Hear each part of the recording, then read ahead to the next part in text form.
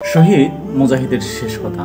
আল্লাহ তাআলার শুকরিয়া, জেল কর্তৃপক্ষকে ধন্যবাদ যে তারা এই সাক্ষাতের সুযোগ করে দিয়েছেন। জেল কর্তৃপক্ষ আসলে অসহায়, তারা তাদের সামর্থ্য অনুযায়ী আমাকে যথেষ্ট সম্মান দিয়েছেন এবং আমার সাথে ভালো ব্যবহার করেছেন। তারা আমাকে একটি লিখিত আবেদনের জন্য যথেষ্ট পীড়াপিড়ি করেন এবং বলেন এটা হলে আরও তাদের সুবিধা হয়ে যাবে, অসুবিধা হয়ে যাবে। এক পর্যায়ে তারা বলেন আপনার যা বক্তব্য আছে তাই লিখে দেন। আর সেই কারণে এটা বলার পর আমি কনসিকুয়েন্স বুঝিয়ে আমি তাদের সুবিধার জন্য একটি লিখিত আবেদন দিয়েছি। আমি রাষ্ট্রপতিকে লিখেছি আইসিটি অ্যাক্ট যদিও এটা অবৈধ ও সংবিধানের সাংঘর্ষিক, তারপরও এই বিচারের সময় আমাকে আত্মপক্ষ সমর্থনের সীমিত সুযোগ দেওয়া হয়েছে। আমার ক্ষেত্রে ফৌজদারি আইন, সাক্ষ্য আইন প্রযোজ্য ছিল না। সাংবিধানিক আইন স্বীকৃত এবং সাংবিধানিক স্বীকৃত নাগরিক থেকে আমাকে বঞ্চিত করা হয়েছে। আমাকে ট্রাইব্যুনাল ৬ নং চার্জে মৃত্যুদণ্ড দেয়নি। তারা ৪-১-কে ৪-৬-এর সাথে মিলিয়ে ৪-৬-এ মৃত্যুদণ্ড দিয়েছে। আপিল বিভাগ আমাকে ৪-১ থেকে বেকসুর খালাস দিয়েছে। ৪-৬-এ তারা আমার মৃত্যুদণ্ড বহাল রেখেছে, অথচ ট্রাইব্যুনাল শুধু ৪-৬-এর জন্য আমাকে মৃত্যুদণ্ড দেয়নি। এই চার্জে সাক্ষী মাত্র একজন। সে বলেনি যে কোনো বুদ্ধিজীবী আমি হত্যা করেছি। কোনো বুদ্ধিজীবী পরিবারের সন্তানও এসে বলেনি যে আমাদেরকে হত্যা করেছে বা আমাদেরকে পরিবারকে হত্যা করেছে, বা কোনো শহীদ বুদ্ধিজীবীর পরিবারও বলেনি, তাদের সন্তানও বলেনি তাদের বাবা মাকে হত্যা করা হয়েছে। আমার অপরাধ হিসেবে বলা হয়েছে আমি নাকি আর্মি অফিসারের সাথে বসে পরামর্শ দিয়েছি, কিন্তু যে সাক্ষী এসেছে সেও বলেনি আমি কবে আর্মি অফিসারের সাথে কোথায় বসে কখন কিভাবে পরামর্শ দিয়েছি। সাক্ষী বলেছে আমাকে নিজামী সাহেব অধ্যাপক গোলাম আজম সাহেবকে দেখেছে, সে আমাদের চিনত না, পরে আমাদের নাম শুনেছে।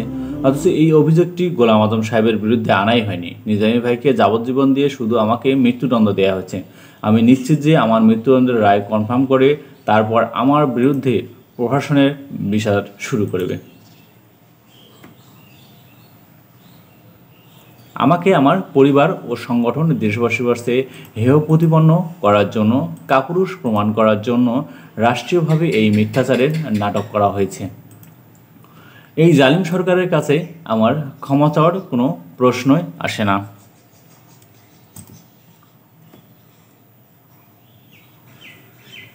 কত বড় স্পর্ধা তাদের, তারা যে মানবতা অপরাধী বিচারের করার দাবি করে, অথচ তাদের নিজেরই ভিতরে মানবতা নেই। তারা ঘুমন্ত অবস্থায় একজন মানুষকে মধ্যরাতে তুলে তার পরিবারের সদস্যদের নিয়ে এসে বলে এটি তাদের শেষ সাক্ষাৎ, এরপর তাদের সাক্ষী ফাঁসি কার্যকর করা হবে।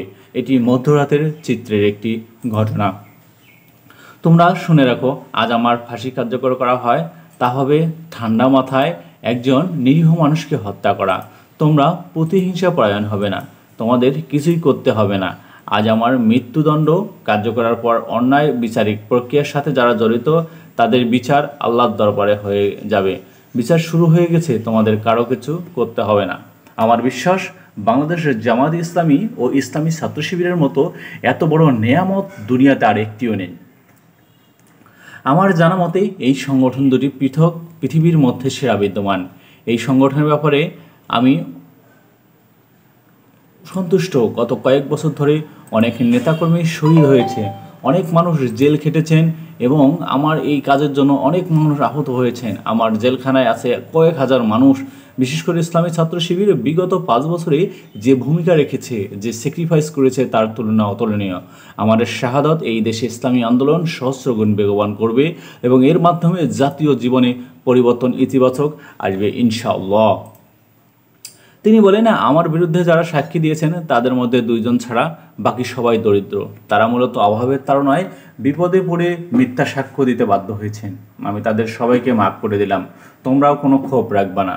পরিবারের সদস্যের উদ্দেশ্যে তিনি বলেন তোমরা নামাজের ব্যাপারে খুবই সিরিয়াস থাকবা, তোমরা সব সময় হালাল রুজির ব্যবস্থা করবা, কষ্ট হলেও হালাল রুজির উপর থাকবা। আমি 5 বছরের মন্ত্রী ছিলাম, ফুল ক্যাবিনেট মন্ত্রী ছিলাম। আল্লাহর রহমতে আমি সেখানে অত্যন্ত স্বচ্ছতার সাথে পরিশ্রমের সাথে সে দায়িত্ব পালন করেছি। নিজের শরীরের দিকে ইঙ্গিত করে বলেন, 1 টাকার হারামও আমার পেটে যায়নি। তোমরা হালাল পথে থাকবা, তাতে একটু কষ্ট হলেও আল্লাহ বরকত দিবেন। আত্মীয়তার সম্পর্কে সিলাই রিহিমি, আত্মীয় স্বজনের সাথে সম্পর্ক রক্ষা করে মিলেমিশে চলবে। আত্মীয়দের মধ্যে অনেকেই নামাজ পড়বে, অনেকেই কম। কেউ হালাল রুজি উপার্জনের ব্যাপারে অত্যাধিক করা হবে, আবার কেউ কেউ একটু দুর্বল থাকবে। প্রতিবেশীর হক আদায় করবে। আমার বাসার ঢাকার বাসা ফরিদপুরের বাড়ির প্রতিবেশীর সাথে ভালো ব্যবহার করবে। উত্তরার বাসা ব্যবহারে তো আমি আগেই লিখে দিয়েছি, মৌলিক কোনো দরকার নেই, শুধু প্রয়োজন অনুযায়ী মূল ভিত্তি রেখে তোমাদের সুবিধা মতো এদিক সেদিক চেঞ্জ করে নিও। ফরিদপুরের বাড়ি নিয়েও যেভাবে বলে দিয়েছি সেইভাবে তোমরা কাজ করবে। আমার ভাই ভাইদের মধ্যে কোনো সম্পত্তি নিয়ে কখনো ঝামেলা হয় নাই, তোমরাও মিলেমিশে থাকবে, এসব নিয়ে কোনো সমস্যা করবে না। শান্তির জন্য কাউকে এক হাতও ছাড়তে হয়, তাও কোনো ঝামেলা করবে না।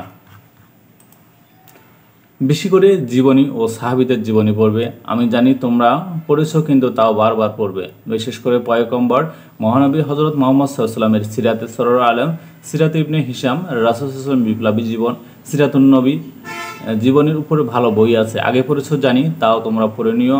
আমার সন্তানদের উপর তোমাদের ব্যাপারে সন্তুষ্ট। আইনজীবীদের আমার ধন্যবাদ ও দোয়া দেবে, তারা অনেক পরিশ্রম করেছেন, তাদের ভূমিকার ব্যাপারে আমি সন্তুষ্ট। আইনজীবীরা যেভাবে পরিশ্রম করেছে অবিশ্বাস্য।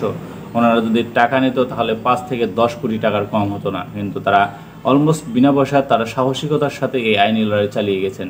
আমার জানা মতে শহীদের মৃত্যুতে কষ্টের হয় না। তোমরা দোয়া করবে যাতে মৃত্যু আহসানের সাথে হয়। আল্লাহ যেন আমাকে শহীদের পথে কবুল করে নেন এবং আল্লাহর ফেরেশতারা যাতে পাহারা দিয়ে নিয়ে যান। আল্লাহ আমাদের কবুল করুক। আসসালামু আলাইকুম ওয়া রাহমাতুল্লাহি ওয়া বারাকাতুহু।